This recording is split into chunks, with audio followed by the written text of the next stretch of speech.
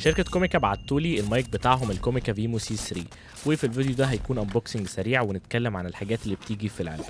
اول حاجة هتشوفها وهو الشنطة دي، ودي اللي بتحمي المايك وبتحط فيها كل مشتملات المايك، والحقيقة ان الخامات بتاعتها كويسة فعلا وهتحافظ على المايك. بيكون فيها كده شبكة من فوق بيكون فيها كل الاسلاك والوصلات والديد كاتس اللي بتيجي مع المايك. طبعا ده البوكس بتاع المايك لذيذ جدا وحسيته جميل، وخلي بالك ان البوكس ده كمان بتشحن فيه المايك والريسيفر وكل حاجة في نفس الوقت. اما بالنسبه للوصلات فكان في كتير جدا من الوصلات،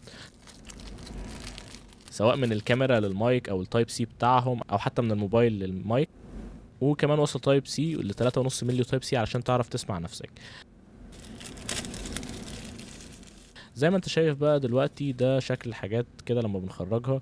المايكات وزنها خفيف وكمان شكلها حلو، ولكن سيب التفاصيل دي كلها هنتكلم عليها في فيديو ريفيو.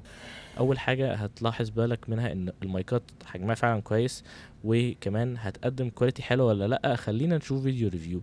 كمان بتيجي فيها ليد كده علشان يقولك المايك بيسجل ولا ده مود النويز كانسليشن ولا ده حتى معمول له ميوت. اكيد فاتحه للشحن مخصوص لو عايز تشحنه بتايب سي على طول او في البوكس. طبعا ده الريسيفر، وفي اكتر من مود هنتكلم عليهم بالتفصيل في فيديو المراجعه الكامله علشان تكون عارف هل فعلا ده المايك هيكون مناسب ليك ولا لا.